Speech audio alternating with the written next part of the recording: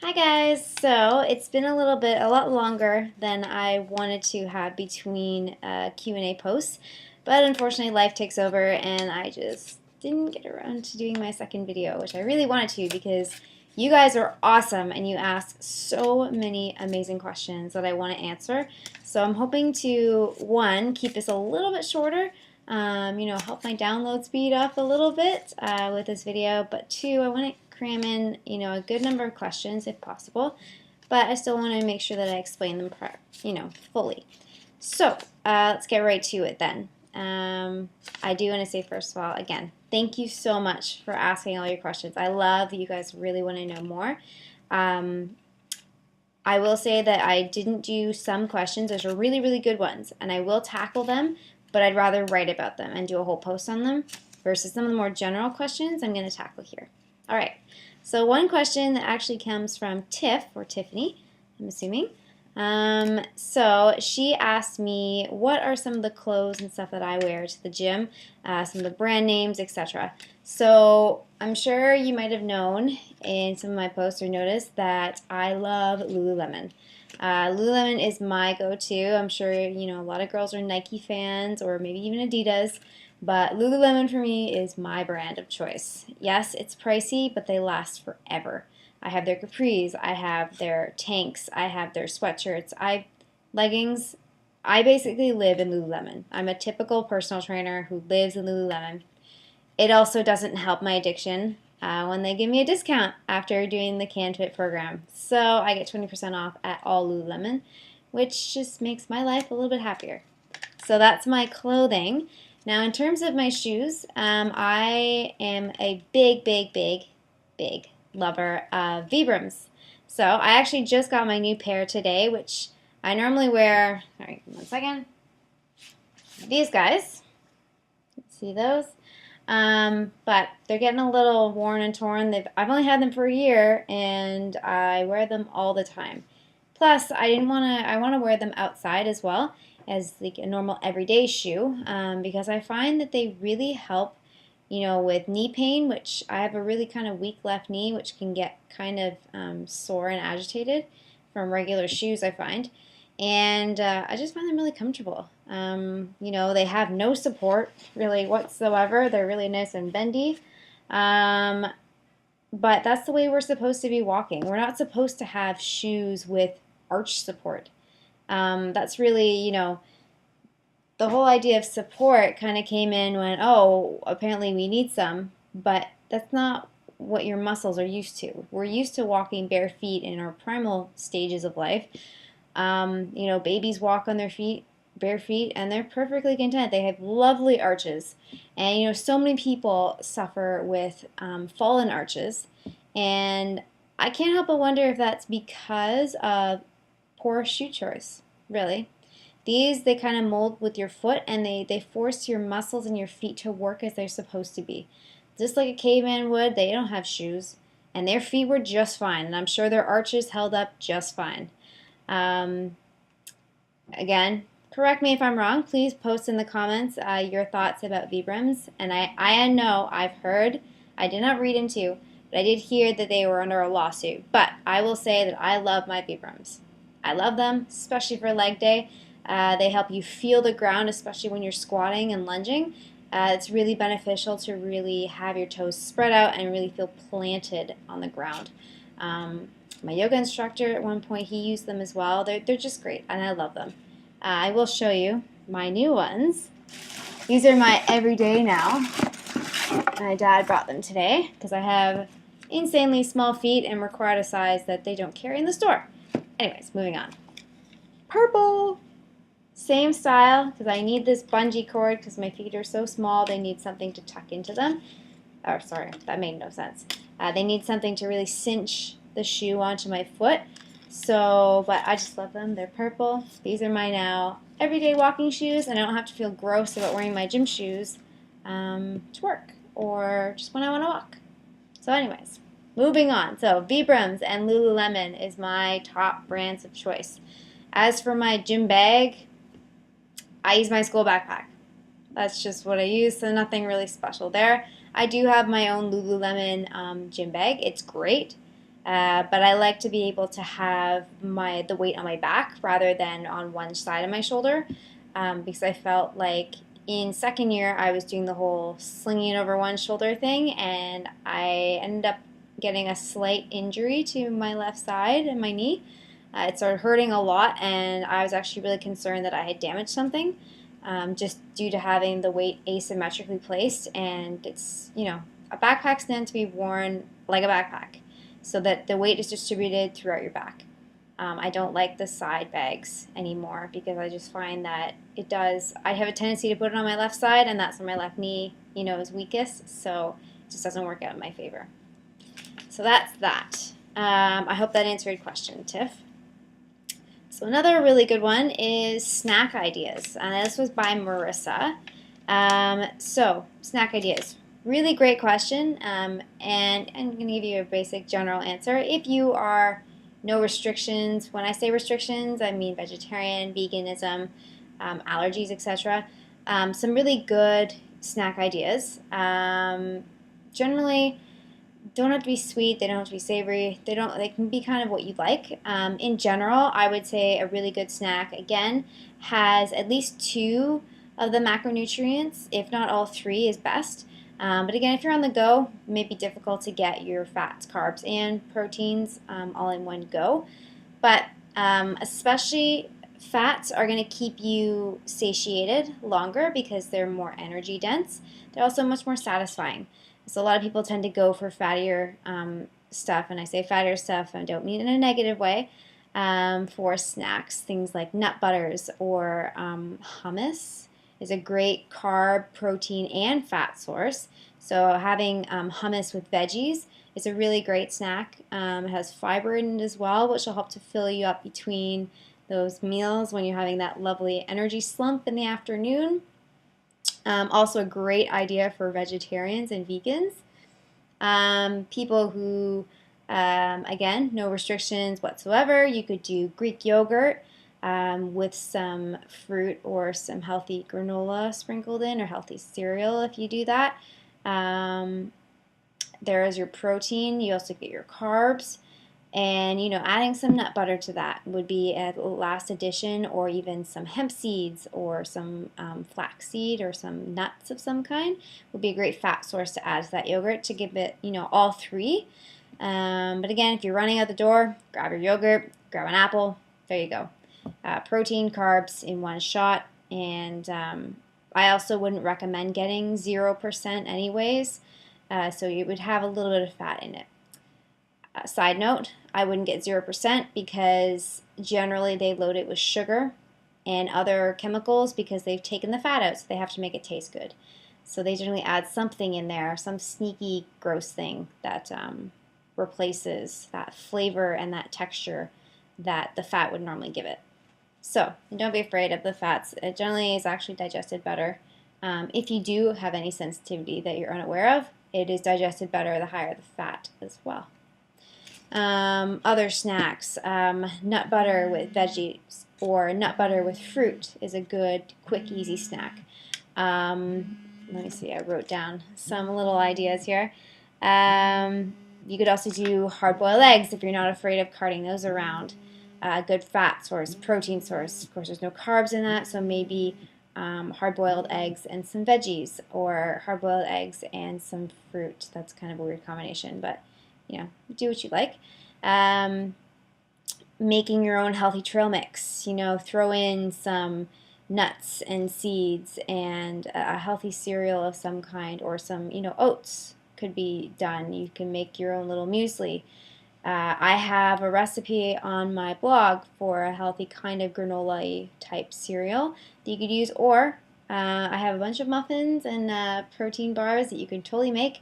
They're easy, and you can kind of cart them around. So, use Pinterest as well. You don't have to just have whole, foods, which those are great. But if you need something more so grab and go type, it might be beneficial for you to prep a batch or a dozen protein muffins, for example, which you can kind of add your ingredients to have all 3 macronutrients in there, and they'll be easy to cart around. So I hope that answered your question. Next. All right, so I'm going to do two questions at once because they're both talking about what to get at the grocery store and what are the best things. So, first question by Sandra. What are the healthiest foods to get on a budget? Okay.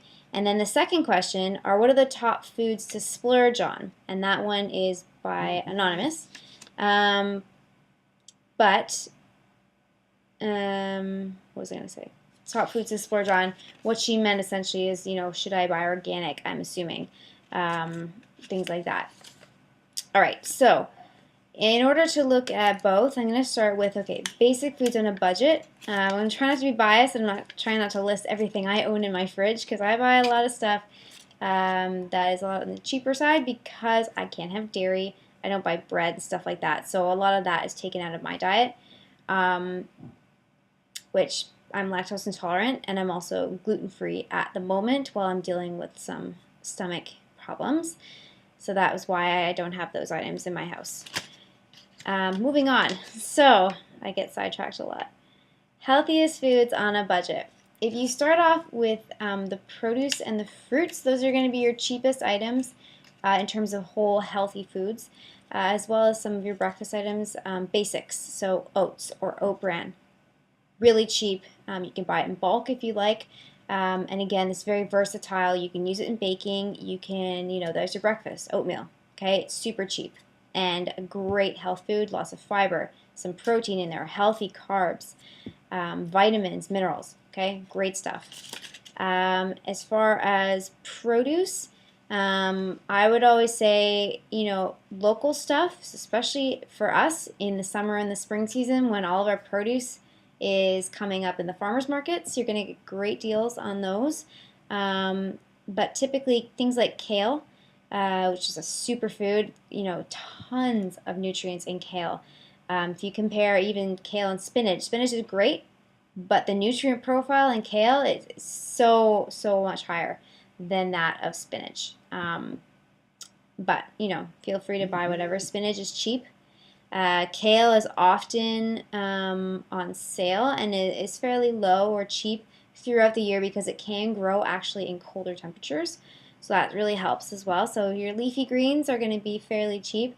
Even bagged salads is a really great healthy food choice. There's nothing wrong with buying a salad that's pre-prepped. Instead of going around and buying a bunch of the different items, you can then buy a bag salad and basically you can add some more if you'd like to bulk it up for a meal, but it allows for you to just have it ready and ready to go. And it's fairly cheap depending, if you're not getting a super fancy mix. Buy a basic mix and then add some kale into it and then add some protein or some nuts and seeds into it. Add your own superfoods into it rather than buying this superfood mix that's going to cost you an arm, essentially. All right, so that's that. Other really good foods that are really versatile in the kitchen as well as being cheap, mushrooms. Always cheap because they're grown in greenhouses and so they're grown all year round. Sweet potatoes, easy carb source. Sweet potatoes and squash, I find, at least here, that they're fairly cheap all year round. They come up a lot in the fall. Sweet potatoes are cheap all year round. Onions are very versatile.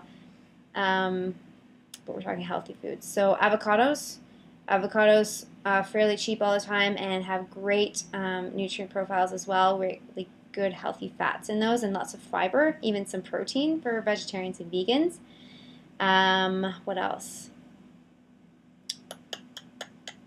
Off the top of my head, those are your cheapest ones that do have a lot of benefits. Of course, I'm blanking right now. Veggies, bananas, always super cheap, and especially if you are working out, they are a great quick source of carbs, either for fueling some quick sugars in you before you work out, or especially for after when you work out. They have potassium to help with your muscles as well. If you have muscle spasms or suffer from weird contractions of the muscles, potassium will help, as well as also balancing out your electrolytes after sweating them out in your workout. Apples, not so cheap. They are in the fall when they're local, but they're not the cheapest throughout. And I would also recommend buying organic apples. They're one of the worst on the list of the Dirty Dozen. So that would maybe be something, if you love your apples, that'd be something to splurge on. Um, fruit on a budget. Fruit it can be difficult. It comes and goes as the seasons. Bananas are always going to be cheap, and your citrus fruits are generally always going to be cheap. But that's pretty much it. In terms of foods you should splurge on when it comes to produce and fruits, let's see. So I tend to buy a lot of my greens organic. You don't need to. I just prefer to do that because they're on the list of Dirty Dozen. That's kind of what I follow when I follow the organics. I tend to buy as much of the Dirty Dozen organic as possible. So greens, berries especially. Berries are pretty bad in terms of sprays and chemicals they use on them. And I don't eat that much fruit other than bananas and berries anyway, so I can afford to spend that money on good quality. And some other things to splurge on in terms of organic. Other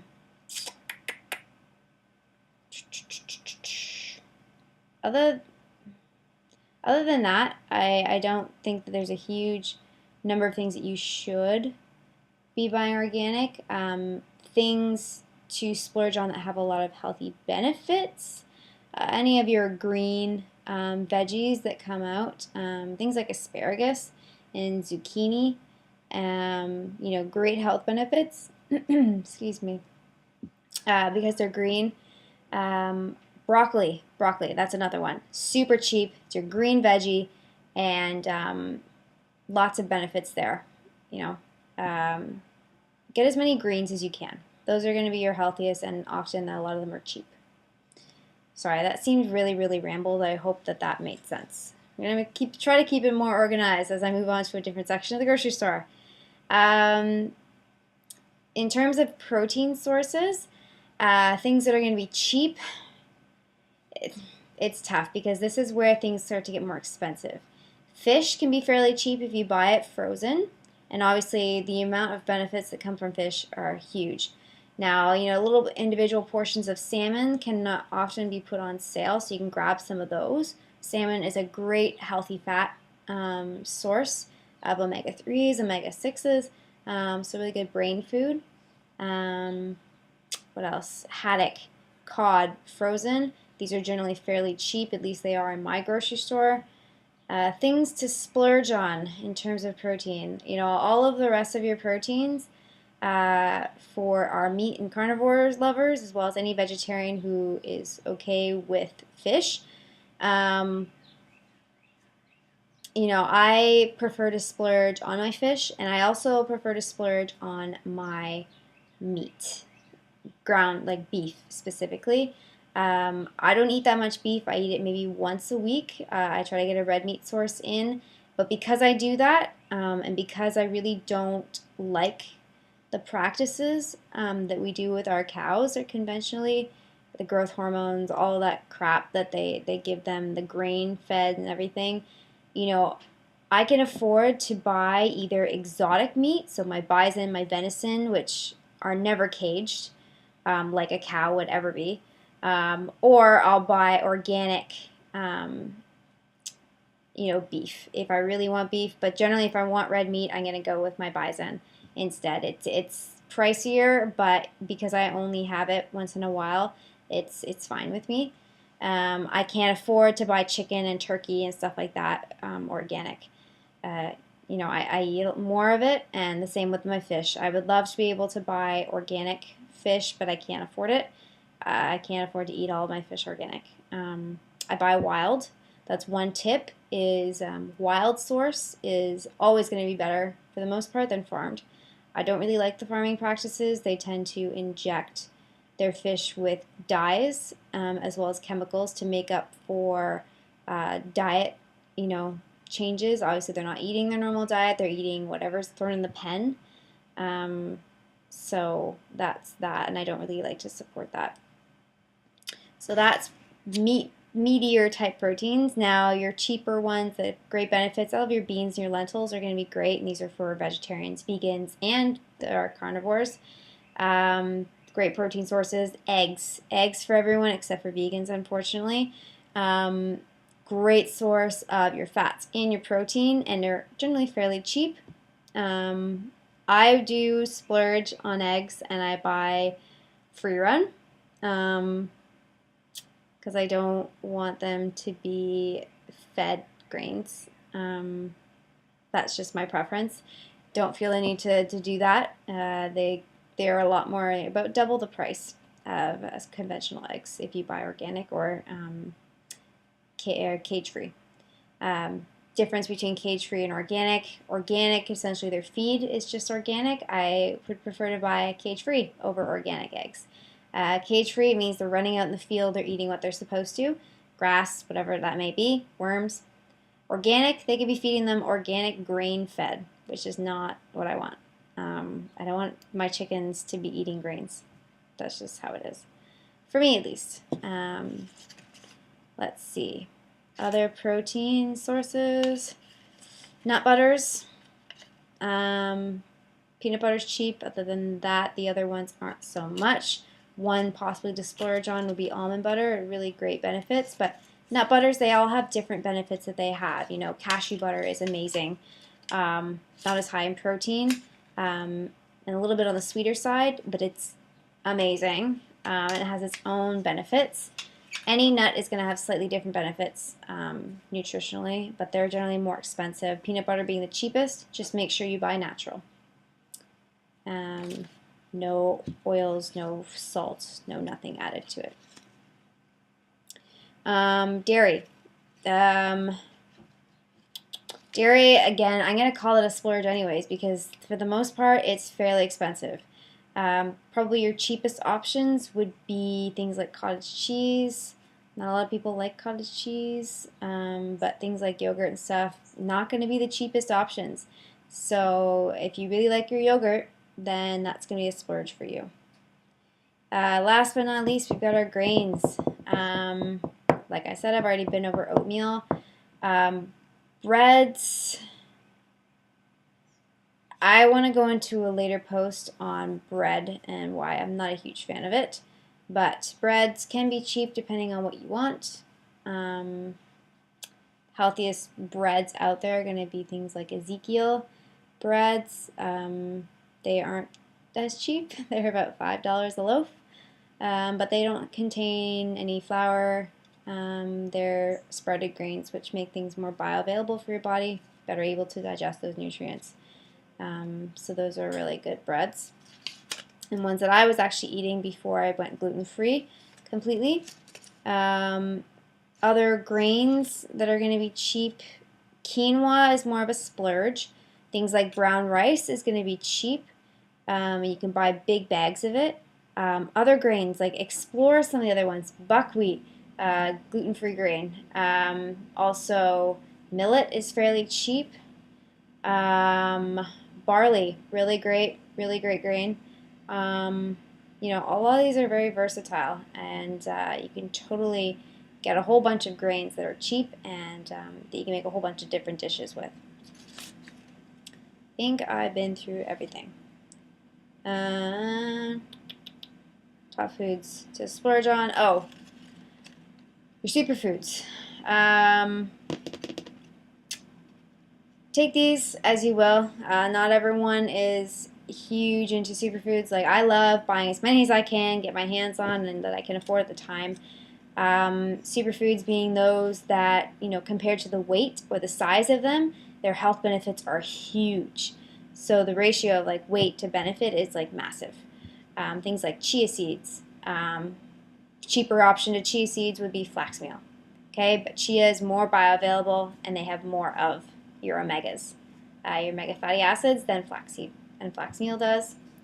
Things like pure cocoa powder or cacao, you know, great benefits, iron, magnesium, you know, a lot more beneficial to you than just a plain old cocoa powder, for example.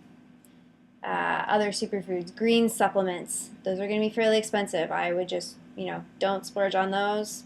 Eat your greens or blend some greens into a smoothie. I wouldn't splurge on green supplements if I were you. Just my opinion. Yes, I think that is that. I hope that answered you guys' questions. Again, if I haven't answered things to the fullest, please tell me in the comments. And please tell me also if my off-topic rambling is really getting confusing, because I have a really hard time staying on topic, apparently. All right, so another question, post-workout by Christina. Now, she specifically said, I'm a vegetarian. So what's some post-workout options for those who don't like protein shakes? And she mentioned, by the way, I'm vegetarian. Start off in general, post-workout. Depends on what you've just done. If you've done a light workout, you don't really need that immediate nutrition. You can wait till you're going to have a full meal back at home, for example. Cardio, if you've just done an intense HIT or HIIT session, so an interval training session, it's going to be like if you were to do an intense session of weights. Okay, you need that fast source of carbs in your system as well as protein. Okay, those two nutrients need to be in your system very quickly because if you've worked out that intense, your body is screaming at this point for replenishment of your glycogen stores, which is where your carbs are being stored, and your protein to help repair muscles that you've torn during that workout. Fats are kept to a minimum at this point. Why? Because fats take much longer to digest. I just mentioned that you need that carbs and those proteins really quickly. If you take in a lot of fat with your post-workout, what's going to happen is those are going to slow right down, and there could be some catabolism that occurs as your body tries to find nutrients in your body to refuel itself. So for example, your catabolism would be where you possibly have your muscle being broken down for amino acids to feed the new muscles that are being built. So really you're making no gains here because you don't have enough fuel or amino acids in your system to help repair those muscles. So your body freaks out and is then going to take from your own body. Okay? So it's important to get in that nutrition very quickly. So what can you do if you don't like protein shakes? I'm the same boat, so I totally understand, Christina. My stomach does not tolerate excessive amounts of liquids, especially in smoothie form. I don't know why it doesn't like it. It makes me nauseous. So I bake my post-workout, and my post-workout muffin is actually on my recipe page, so you can check that out if you want.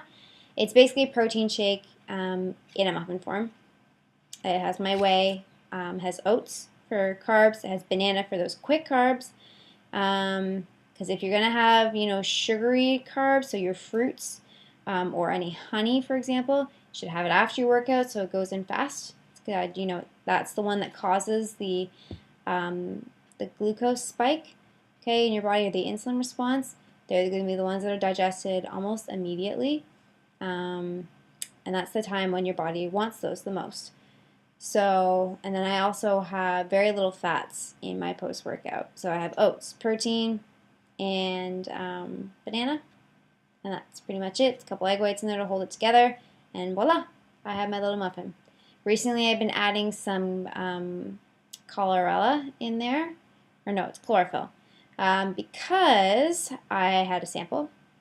And two, it's actually really beneficial to alkalize or essentially add some foods that are more basic after a workout because weight training is actually very acidic. And I will go into this, I think I've gone into it in an earlier post, but to be brief, your body doesn't like to be in an acidic environment. A lot of our diet, protein and carb sources are very acidifying. Workouts, weight training is also very acidifying, and what this causes inflammation in the body or has been linked to inflammation. So what I'm trying to do here is right after my workout, I'm getting in a very potent alkalizer, which is my chlorophyll. You can also use spirulina is another one. Algae is another one. But basically it comes in a dropper form and it just basically makes my post-workout green. Okay, it's the same stuff that plants use to convert sunlight into food. energy for them. I have also been placing some vitamin C in my post-workout as well. Again, thank you to work. I got a free sample of vitamin C from Camu Camu berries, another very potent superfruit, very potent source of vitamin C, which is supposed to basically battle free radicals, which are damaging to your cells and can often be released in the body after a really intense workout. So that's that. So instead of, if you didn't want to do that, make your own protein bar, protein muffin. There's also, making sure that I just, get home and I eat a meal. Again, keep your fats lower, but make sure you get a protein source and make sure you get a carb source. So for, any everyday person, this could be chicken and rice and a vegetable, some kind of green, for example, or a piece of lean fish and a carb source and a veggie source. Easy breezy. That's why you often see people, bodybuilders, with their containers of sweet potato, was a quicker carb than rice is, and their chicken or tilapia and asparagus. Basic, like stereotypical bodybuilding meal. Okay. For vegetarians, you can go with, if you eat fish, again, lean fish, veggie, sweet potato, rice, whatever that may be. If you don't eat fish, you can do egg whites if you eat eggs. Or if you have to, I wouldn't go with tofu, and I'm not sure the nutritional criteria and things like tempeh and stuff like that, but let me think.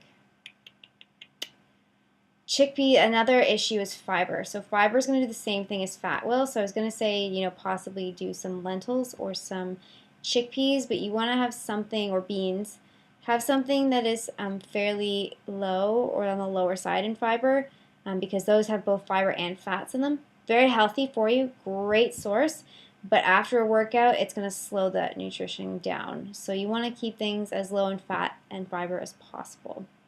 Which is why I would recommend, especially for vegans, going with a vegan protein powder and baking that into something. You can even make protein ice cream.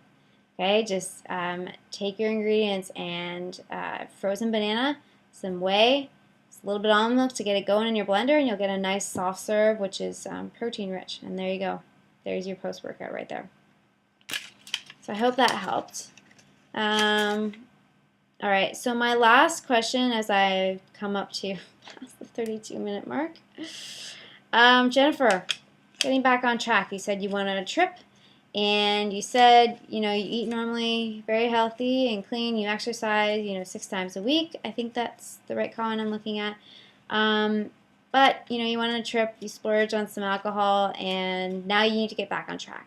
So how do you get back on track for someone who normally does eat fairly healthy and exercises quite often? You shouldn't have a huge problem. To be honest, all you need to do, I think, those hangover days, drink lots of water, make sure you have some good lean proteins and lots of greens throughout the day, as well as some healthy carb sources.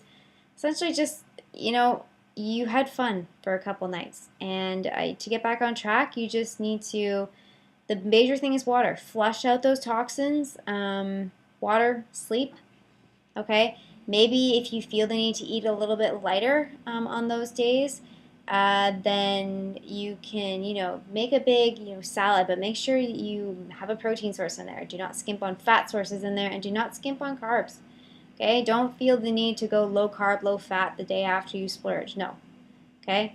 A few days of having fun is not going to kill you. It's not going to change your body forever. So don't feel the need to change your diet or go on this weird detox or anything like that. Again, the biggest detox you're going to do is just drinking a lot of water. Okay, it's going to help with dehydration. It's going to help with the hangover, with the headaches. And yeah, it's getting a lot of greens, getting a lot of nourishment in your body will help you feel a whole lot better. And just even getting back in your normal eating schedule will make you feel a lot better. And when you don't have a migraine, you can head to the gym and sweat it out, and you'll feel even better. All right, so I hope that I have answered some of your questions. And let me know in the comments. Again, post more questions. I know that there are still questions hanging around. Like I said, I will be posting, or I hope to, sooner than later. I'm just really sorry for how long it takes me to write posts on some of them, so I do want to write about them. So those ones are things like vegetarian meals in general, how to do a healthy barbecue, because that's a great question, especially coming up into summer. Some of the popular diets, I'd love to do a post on things like paleo, veganism, the alkalizing and acidifying foods, etc.